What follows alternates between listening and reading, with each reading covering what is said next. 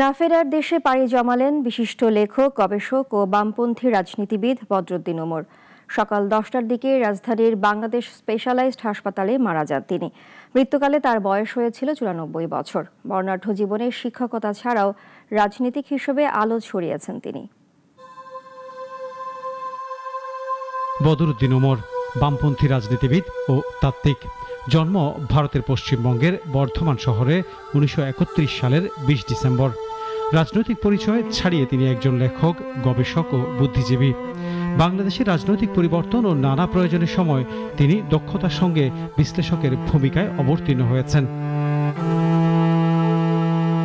ঢাকা বিশ্ববিদ্যালয়ের পাঠ শেষে একটি গবেষণা প্রকল্পে কিছুদিন কাজ করার পর 1956 সালে চট্টগ্রাম কলেজে দর্শন বিভাগে শিক্ষকতা জীবন শুরু করেন তিনি।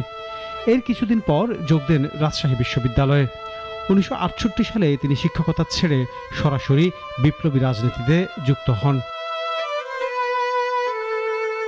1970 সালের ফেব্রুয়ারি থেকে 71-এর মার্চ পর্যন্ত দলের মুখপাত্র গণশক্তি পত্রিকা সম্পাদনার দায়িত্ব পালন করেন বদরুদ্দিন ওমর।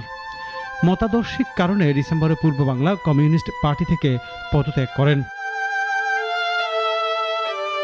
2003 সালে জাতীয় মুক্তি কাউন্সিল নামে একটি সংগঠন গড়ে সভাপতির দায়িত্ব নেন তিনি। চলতি বছর বদরুদ্দিন ওমর সহ 8 বিশিষ্টজনকে স্বাধীনতা পুরস্কারের জন্য মনোনীত করে সরকার। তবে পুরস্কারটি গ্রহণ করেননি বদরুদ্দিন ওমর। আনোয়ার হোসেন, নাগরিক, ঢাকা।